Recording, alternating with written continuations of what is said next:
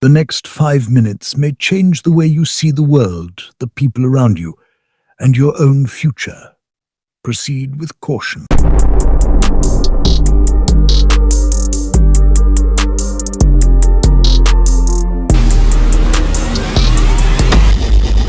Welcome to the dark side of the moon. We are on our way to meet with Joule. You might know him as the Sartorial Shooter. We're gonna have a chat with him, ask him a few questions about life in Dubai, what it's like for a young entrepreneur to relocate over here. And we're also gonna have a tour of his shop, which I will be seeing for the first time. So very, very excited for that.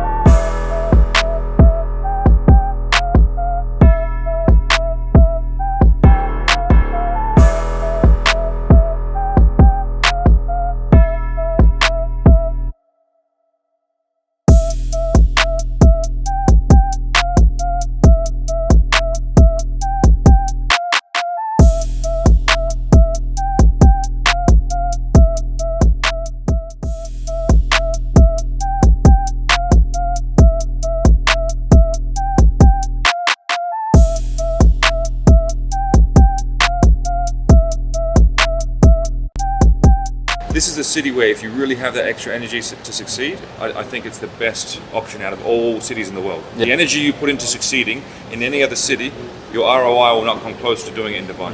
I feel like the overall energy of the shop and the motivation around everything is brothers helping each other, right? Brothers winning together. We have up on the wall upstairs. Yeah.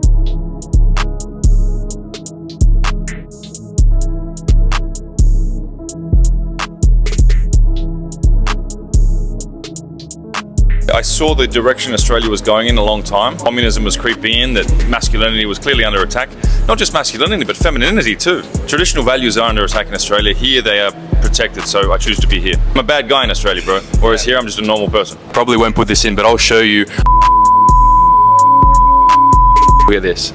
Bro, well, my kids don't need to see it. Yeah, it was literally, I saw this. It's time to move to Dubai. Bro. This is quite off-putting, but what would be your number one piece of advice for a young entrepreneur moving to Dubai? So obviously it's not that cheap a place. It's someone's couch you can crash on for a while. I call it couch time. It took me 9 months of coming in and out and interviewing many years ago to get my first job here. As long as you get a foothold here, you have a brother here you can crash with, he can introduce you to people, that's where the magic is. It's not a formal environment. You don't need to just send CVs and then wait. You can go and meet people. You can contact people on LinkedIn and say, hey, I'm in your industry, can I buy you a lunch or just a 10-minute coffee? Yeah. When I was working in corporate, I had dozens of young guys hit me up on LinkedIn. I said, sure, come into my office, we'll have a coffee.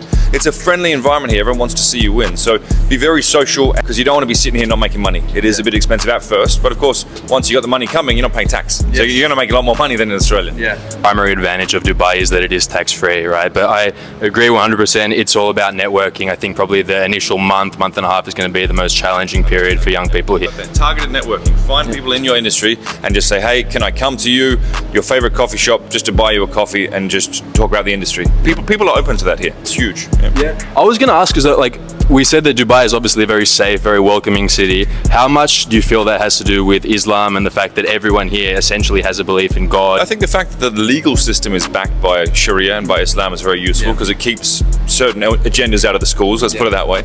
But everyone here, in terms of freedom to practice religion, there's many different religions here. I think that on an individual level, the safety is so much religious-based, but I think government, law, the way the society is structured is backed by religion, and that's why it's working so well. I would agree, and I would say that's probably the primary thing that is missing from the West, right? Like godless. Yeah, it is godless. I feel like Australia, but just the West in general, from a cultural perspective, has moved to this kind of apathetic, atheist, godless culture, and we're seeing the effects of that now. 100%. And if you have politicians or leaders who don't feel accountable to a higher force, a god of some sort, then what are they going to do? What humans do? They're going to pad their own pockets. They're not going to care about the populace, even if they say nice words and make nice promises. For a young man to believe in God, but it's also very important for a young man to dress well.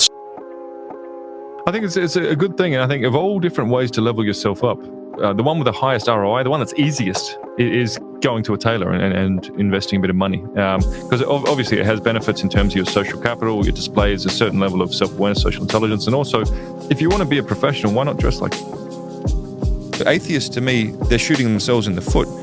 Let's say, somehow they are right, which obviously we know they're not. If their belief systems don't make them fulfilled and make them the best versions of themselves that they can be, then what's the point of their belief system?